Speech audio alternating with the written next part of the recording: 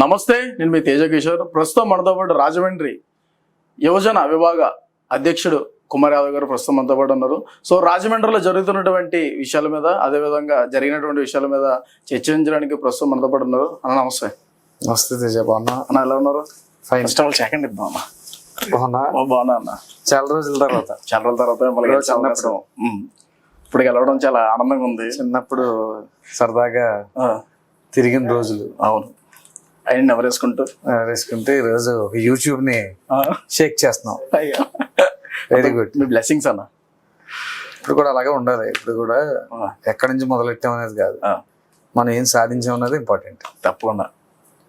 So అన్న, మొట్టమొదటిగా మిమ్మల్ని అడగాలంటే, గతంలో మీరు చాలా యాక్టివ్ పాలిటిక్స్ లో చాలా బాగా తిరుగుతారు. అంటే యూత్ ని ఫామ్ చేయడం కానీ, పార్టీ వెనకాల తిరిగి వాళ్ళకు ఉన్నటువంటి ఒక దన్నుగా నిలబడడం కానీ, మీది ఒక ప్రధానమైన పాత్ర పోషించారంటే ఒప్పుకుంటారా? 100%. ఓకే. ఇప్పుడు ఆ ప్రధానమైన పాత్ర పోషిస్తూ ఇప్పుడు పార్టీ మారడానికి గల కారణాలు ఏంటి? కర్ణుడి సావుకి 100 కారణాలు, అలాగే నేను పార్టీ మారడానికి 100 కారణాలు. ఏంటి ఆ కారణాలు ఏంటి? కారణాలు అంటే తేజ, ఇప్పుడు మనము సామాన్యులం, సామాన్యమైన కుటుంబం, పైగా బీసీ బడుగు బలహీన వర్గాలకు సంబంధించిన ఒక యాదవ్ కమ్యూనిటీకి సంబంధించిన వ్యక్తిని. ఇండియాలో the largest community Yadav community, the first place India wide. ఆంధ్రప్రదేశ్లో సెకండ్ ప్లేస్. మన ఆంధ్రప్రదేశ్లో మా యాదవ్ కమ్యూనిటీ సెకండ్ ప్లేస్. సుమారుగా 70-80 లక్షల మంది జనాభా ఉన్న కమ్యూనిటీ ఆంధ్రప్రదేశ్లో.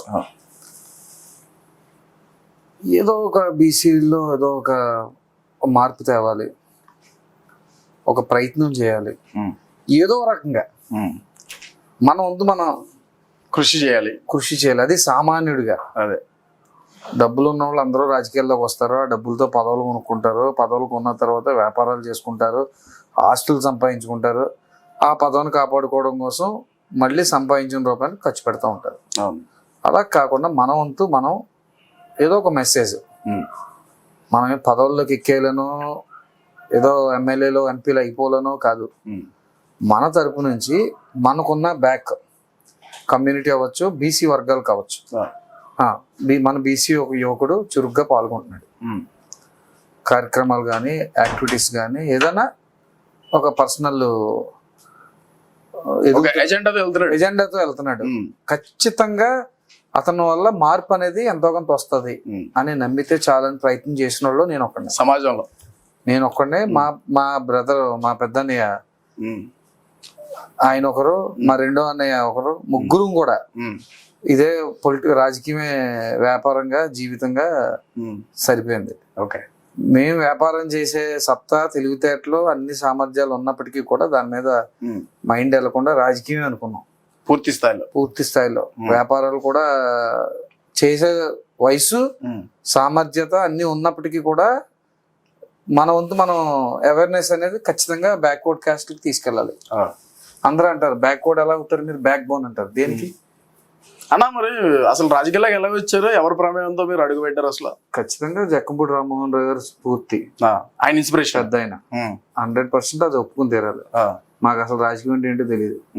అసలు రాజకీయ నాయకులు జెండా, ఇది ఒక పార్టీ, ఈ పార్టీకి ఇలా 3 రంగుల జెండా ఉంటది, ఇది ఒక సింబల్ అని కూడా తెలియదు నాకు. అప్పుడే రాజకీయాల్లోకి వచ్చేసారు. అప్పుడే రామ్మోహన్ రావు గారు, రాజశేఖర రెడ్డి గారి పాదయాత్ర, కొవ్వూరు బ్రిడ్జ్ చూసి, ఆ జనాన్ని చూసి, అందుట్లో నేను కూడా ఒకడిని. ఓకే. ఇన్స్పైర్ అయ్యాను. రామ్మోహన్ రావు ఆయన లెజెండ్ గా రాజకీయం నడిపేవారు అప్పట్లో. జక్కంపూడి అంటే ఒక వైబ్రేషన్ చూసి ఇన్స్పైర్ అయిపోయాను. ఓకే. ఇన్స్పైర్ అయిపోయి అప్పుడు నాది ఆటో కన్సల్టెన్సీ ఉండేది. ఆటో కన్సల్టెన్సీ నడుపుకుంటూ రాజకీయం మీద, కాంగ్రెస్ పార్టీలో అప్పుడు పెద్ద ఆయన గెలవాలని మా వంతు, అప్పట్లో చిన్నపిల్లలం, ఓకే, ఏం తెలియదు మాకు, ఏదో సరదాగా జైలు కొట్టే వయసు అది. అంతే. ఆ వయసులో నేను, మా అన్నయ్యళ్ళు, మా అమ్మగారు అయితే రామ్మోహన్ రావు ప్రధాన ఫ్యాన్. ఓకే. ఫ్యామిలీ. మా అమ్మగారు. ఓకే. మన జక్కంపూడి వచ్చాడ్రా, కోరి మార్కెట్ మా ఇల్లు, అక్కడ ఒక కంపోస్ట్ యార్డ్ పెద్ద ఇష్యూ అయ్యింది అప్పట్లో.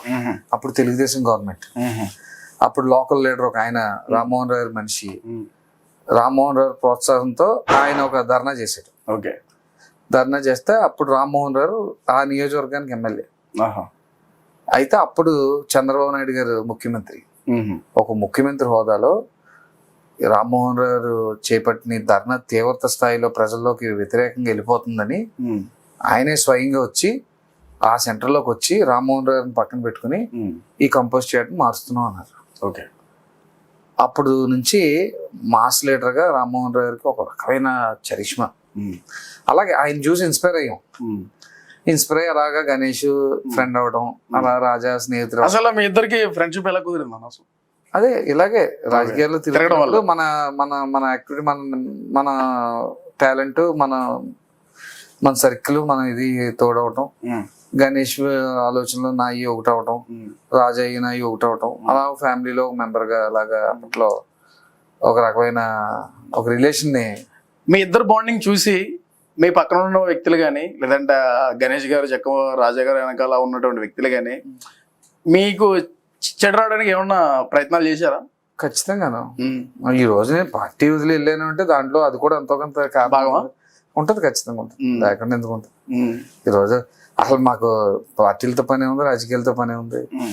రాజా గణేష్ వాళ్ళు బాగుంటే చాలు, వాళ్ళ ఫ్యామిలీ బాగుంటే చాలు అనుకుని బతికినోండి నేను. ఓకే అన్న, అంత వాళ్ళ మేలు కోరుకొని వాళ్ళ బాగు కోరుకొని ఉండే మీరు వైఎస్ఆర్సీపీ పార్టీలోనే ఉన్నారు.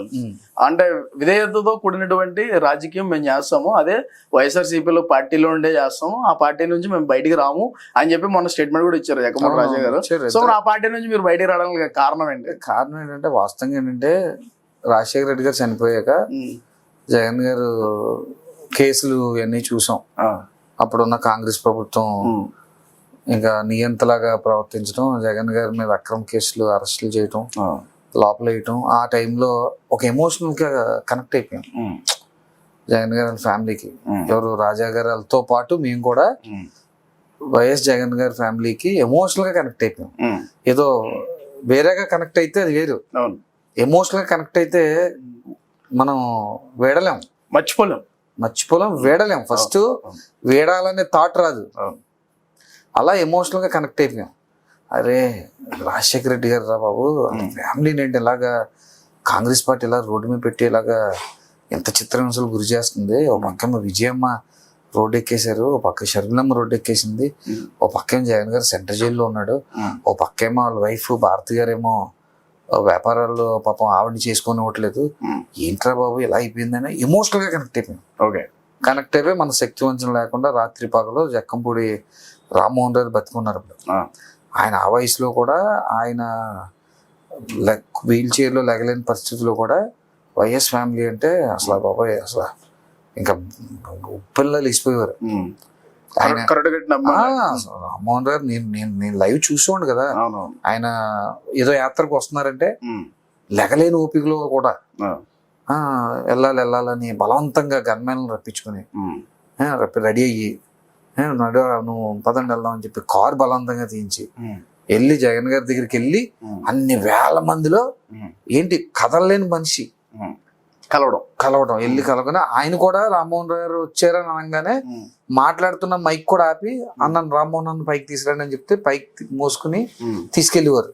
ఇది ఆయన కూడా ఉన్న గన్మ్యాన్లు, ఈయన కూడా ఉన్న గన్మ్యాన్లు తీసుకెళ్లి చేశారు. అలా ఒక ఎమోషనల్ గా కనెక్ట్ అయిపోయాం జగన్ గారికి. కనెక్ట్ అయిపోయాం, ఒక రకంగా బాగా ఇన్ఫ్లుయెన్స్ అయ్యాం. అప్పటి నుంచి అలా పార్టీ కోసం పనిచేసాం, ఎక్కడ నిజాయితీగానే పనిచేసాం, ఎక్కడ ఒక రూపాయి ఆశించి కానీ, ఎక్కడ ఒక అవినీతి చేయటం కానీ, ఎక్కడైనా ప్రలోభకి మీ లొంగటం కానీ, ఎక్కడ ఒక రిమార్క్ లేకుండా ఇంకా జగన్ గారే ఊపిరి, జగన్ గారే మాకు ఇది. ఎందుకంటే మాకు రాజా గణేష్ మాకు ఎక్కువ, ఇక్కడ ఫ్యామిలీ ఎక్కువ, వీళ్ళకి జగన్ గారు ఎక్కువ. అలాగే పనిచేసాం, ఎక్కడ అసలు 1% కూడా అసలు తగ్గడం లేదు, అసలు డీవియేషన్ అసలు ఎక్కడ అవ్వలేదు. అంత పర్ఫెక్ట్ గా మనం పనిచేసాం. ఆ టైంలో సెంటర్ జైలు చేసాం, ఉద్యమాలు చేసాం, ధర్నాలు చేసాం.